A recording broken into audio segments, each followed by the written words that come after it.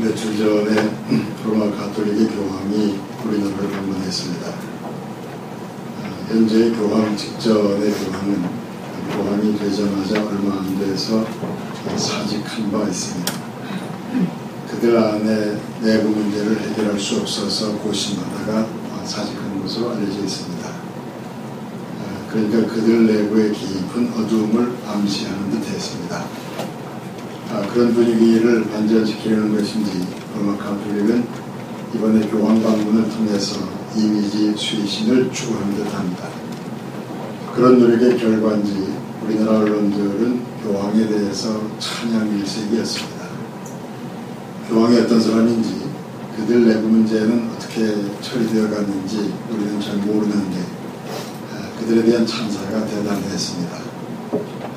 저는 신학교에서 기독교 역사를 가르쳐왔기 때문에 로마 가톨릭에 대해서 나름대로 공부를 해왔습니다.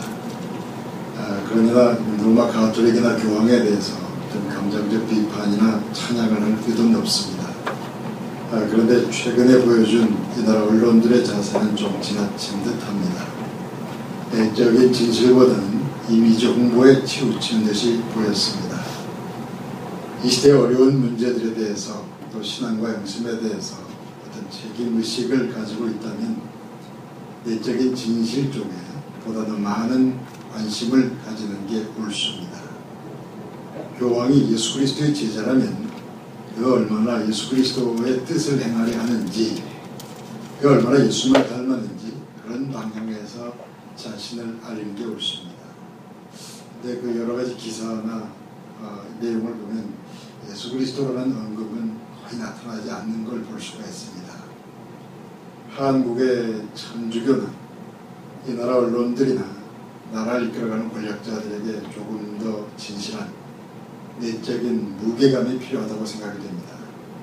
진실을 진실답게 알리려는 성실한 자세로 교회나 성당이나 신문이나 방송이나 정치를 이끌어야 한다는 말씀입니다. 이사야 시대에 중동 지방에는 강대국들이 버티고 있었습니다. 아수르나 애굽이나 또 얼마 후에 등장한 바벨론이나 모두가 크고 강한 나라들이었습니다. 그런 강대국들에 둘러싸인 그 두 개의 조그만 나라, 북왕국 이스라엘과 남왕국 유다가 남북으로 대치하고 있었습니다. 그 두 나라는 본래 하나의 나라였다가 둘로 나뉜 겁니다. 팔레스타인 땅의 두 나라는 갈등과 불화 속에 지낼 때가 많았고 서로 전쟁할 때도 있었습니다. 그런 여러 가지 내용이 현재 우리나라와 비슷하게 보입니다. 우리 주변 가까이 있는 중국이나 러시아나 일본이나 미국이나 모두가 세계적인 강대국들입니다. 그 한가운데에 남과 북이 마주보며 살아갑니다. 남과 북은 갈등 속에 살아가며 때로는 전쟁의 위기의식을 느끼며 살아갑니다. 강대국들과의 관계 그리고 남북관계를 생각하면 그 옛날 팔레스타인이나 오늘날 한반도나 비슷하게 보입니다. 팔레스타인의 두 나라 중에서 북왕국 이스라엘은 기원전 721년에 아수르의 침략을 받아서 나라가 멸망했고 또 사라지고 말았습니다. 그런 일이 있고 나서 남왕국 유다는 위기의식을 느끼면서 살아남기 전쟁을 해야 했습니다. 어려운 시기에 국가와 백성이 살아남으려면 당연히 먼저 살아계신 하나님 앞에 바로 서야만 했습니다. 그런데 남왕국 유다의 왕이나 정치인들은 거의 모두가 당장의 현실만 넘어가려는 그 정치 외교적인 임시변통에 치중했습니다. 신앙과 양심보다는 정치 외교적 힘의 게임을 하듯이 정치를 했습니다. 이사야 선지자는 그런 힘의 정치에 반대했습니다. 국가들 사이 조약이나 정치 외교적 힘의 관계 속에서 국가의 안전을 지키려 하지 말고 먼저 하나님을 신뢰해야 한다고 외쳤습니다. 신앙과 양심을 가지고 먼저 자신의 삶을 올바로 해나가라고 외친 것입니다. 그런 맥락에서 이사야는 오직 하나님을 신뢰해야 한다고 외친 것입니다. 강대국이 공격해오는 것은 하나님께서 하나님의 백성의 죄악을 심판하기 위한 것이니 너희는 전쟁을 두려워하기 전에 먼저 하나님 앞에 바로 서라고 외친 것입니다. 그러면서 이사야는 유다를 공격해오는 강대국들의 미래에 대해서 예언합니다.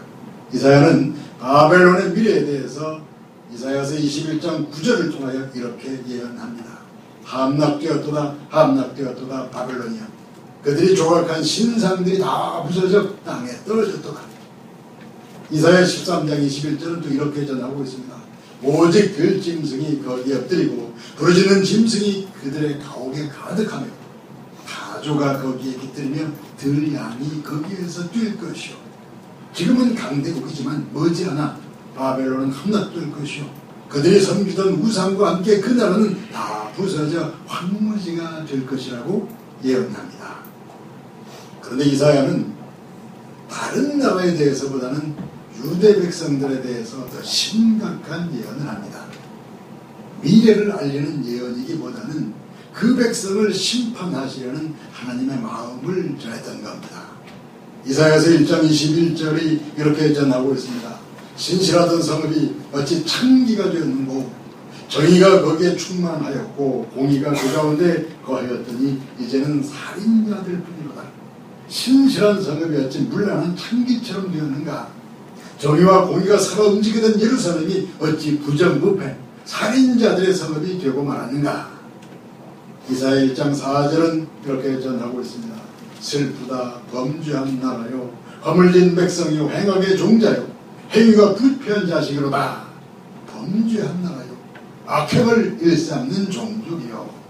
이사야는 권력자와 백성의 삶을 지적하면서 하나님의 심판을 외친 겁니다.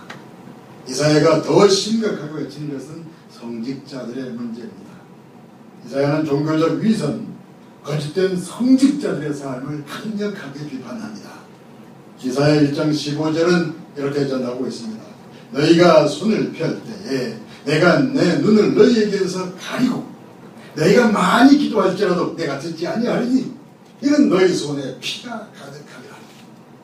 너희들이 열심히 기도한다 해도 나는 기도를 듣지 않겠다. 너희 손에 피가 가득하고 너희 삶에 죄악이 가득한데 어찌 내가 그 기도를 듣겠는가.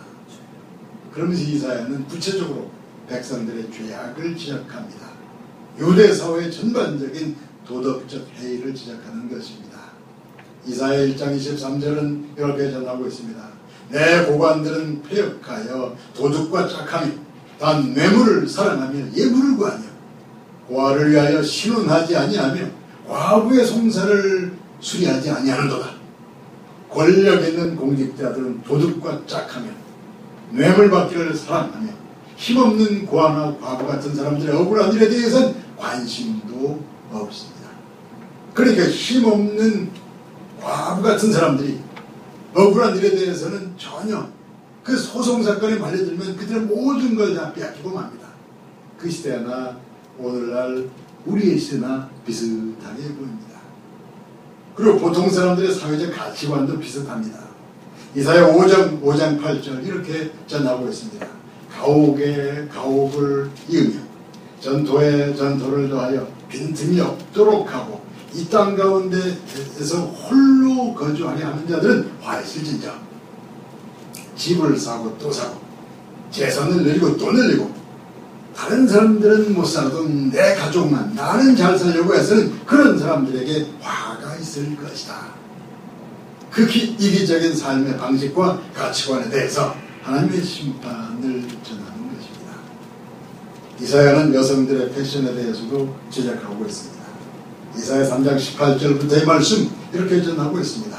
주께서 그날에 그들이 장식한 발목고리와 머리의 망사와 안달 장식과 귀고리와 팔목고리와 발목 사슬과 반주와 코고리와 세마포옷과 머리수건과 너울을 제하시리니 그때 썩은 냄새가 향기를 대신하고.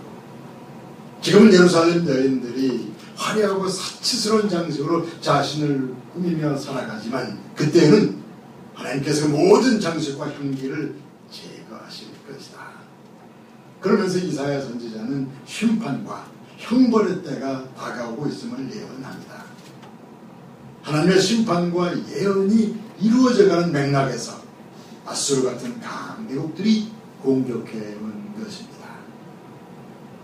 믿음 없이 아무렇게나 살다가 심각한 위기가 오면 위기에 대해서 그 대처하는 자세가 올바르지 못할 건 당연합니다. 유대왕과 백성들은 신앙과 양심을 회복하기보다는 정치 외교적인 현실적인 방법에 치중합니다. 다른 나라를 찾아가서 힘을 빌리는 임시변통에 관심을 가지는 겁니다. 그런 유대왕에 대해서 이사야 31장 1절을 통해서 이사야가 이렇게 외칩니다. 도움을 구하려 애굽으로 내려가는 자들은 와 있을지인저. 믿음 없이 정치 외교적 방법에 매달리는 왕에게는 하나님의 심판이 임할 것이라는 말씀입니다.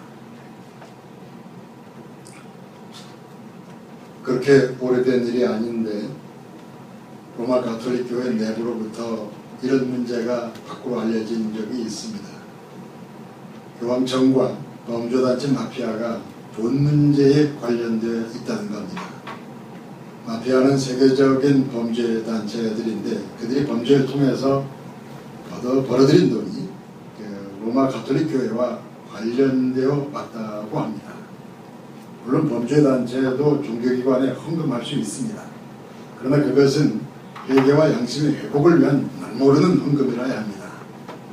그런데 가톨릭 교회는 이미 오래전부터 마피아의 어두운 돈을 관리하는 일에 관련되어 왔다는 겁니다. 그런 문제를 해결하려는 과정에서 한계를 느꼈는지 얼마 전에 교황이 사직한 바 있습니다. 우리 개신교에도 문제가 참 많습니다. 물질의 문제, 기본적인 윤리의 문제, 개신교나 로마 가톨릭이나 말로 다 하기 부끄러운 문제가 너무 많습니다. 그러니까 종교적 이미지 홍보나 큰 건물 지어놓고 허장성세하는 행사들은 그들이나 우리나 이제 좀 자제해야 합니다. 외적인 허장성세나 이미지 홍보 이전에 한 사람 한 사람 하나님의 백성들에게 그 영혼을 일깨워서 말씀을 듣게 하고 깨닫게 하고 그 변화의 열매가 나타나는 그런 일을 해야만 합니다.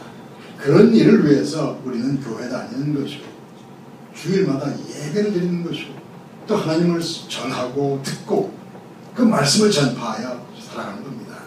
그런 게 아니라면 아무리 거룩한 옷을 입어도 그 어떤 화려한 행사라 해도 그건 하나님과 무관한 것이고 신앙과 진실과는 거리가 먼 것입니다. 인간의 한가운데 깊은 곳에는 심장이 있다고 말합니다. 인간 한가운데 깊은 곳에는 입이나 혀가 있는 게 아닙니다. 머리가 있는 것도 아니고 눈이 있는 것도 아닙니다. 그러니까 인간을 근본적으로 살아나게 하려면 혀나 머리나 눈을 일깨우기 전에 그 깊은 곳에 심장을 일깨워서 온몸에 피가 흐르게 해야 합니다. 심장이 살아 움직여서 온몸에 피가 흐른 다음에 그리고 나서 머리가 깨어나고 눈도 뜨고 혀가 맛을 느끼는 것은 얼마든지 좋습니다. 심장은 잘 움직이지 않는데 신앙과 진실의 피는 흐르지 않는데 머리를 자극하고 눈을 자극하고 혀를 자극하는 것은 위험한 일입니다. 혀를 자극해서 잠시 맛을 느끼면 내가 살아나는가 보다 할지 모릅니다. 내 눈에 아름다운 게 뭔가 보여서 살만하구나 생각할지 모릅니다. 그러나 진실로 그 생명을 살리려고 한다면 먼저 심장을 살아 움직이게 해서 온몸에 신앙과 양심의 피가 흐르게 해야만 그렇게 해야만 됩니다. 그런 순서로 일을 해야 합니다. 그러니까 눈을 자극하고 혀를 자극하는 머리를 자극하는 이미지 홍보 방식으로 교회를 하려는 것은 잘못된 일이거나 아니면 거짓에 해당하는 일입니다. 진정으로 생명과 영혼을 일으키려면 성령의 도심을 구하면서 하나님 말씀이 마음 깊은 곳으로 들어가게 해야만 합니다. 마음과 몸 깊은 곳으로 말씀이 들어가서 영혼의 심장을 일깨우는 방식으로 그래서 마음이 뜨거워지는 그리고 나서 머리가 돌아가고 눈도 뜨고 혀도 맛을 느끼는 그런 순서여야 하는 것입니다.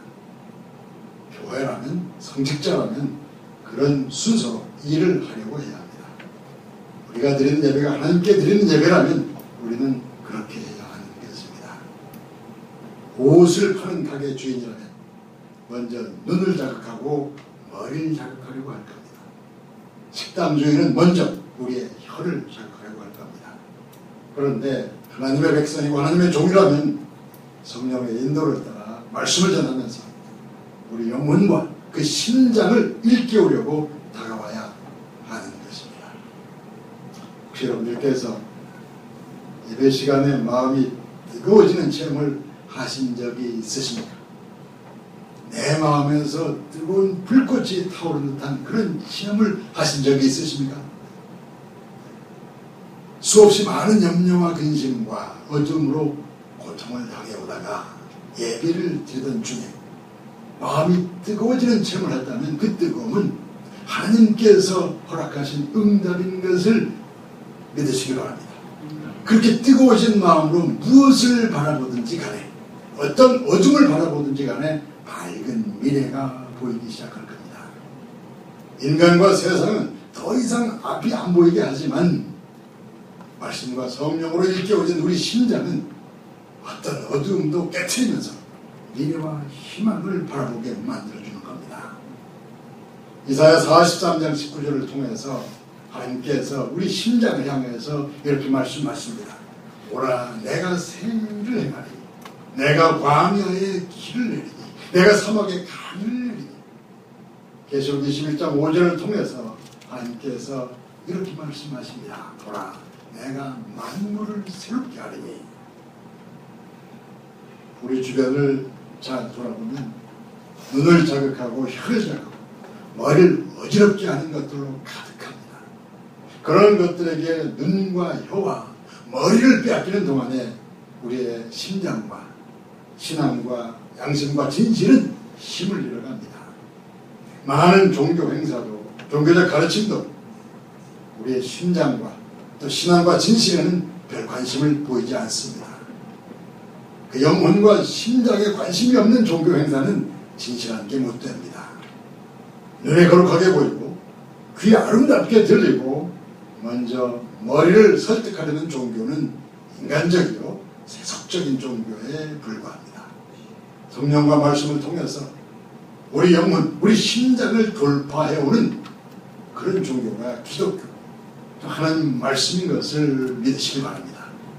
그러한 성령의 역사, 말씀의 역사가 우리 마음을 뚫고 들어와서 우리를 변화시켜서 그리고 나서 눈과 귀와 혀가 새롭게 열리는 그런 순서로 우리 삶을 새롭게 만들어 가시기를 예수님의 이름으로 축원합니다. 기도하겠습니다.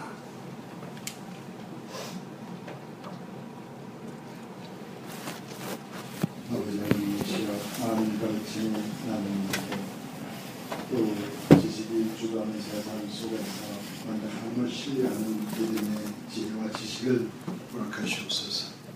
그 말씀으로 우리들의 영혼과 심장을 일깨워서 하나님 말씀 가운데서 신앙과 양심을 회복해 하시옵고 그러한 순서로 우리의 믿음의 열매를 맺게 역사하시옵소서. 우리 주 예수 그리스도 이름으로 기도하옵나이다. 아멘.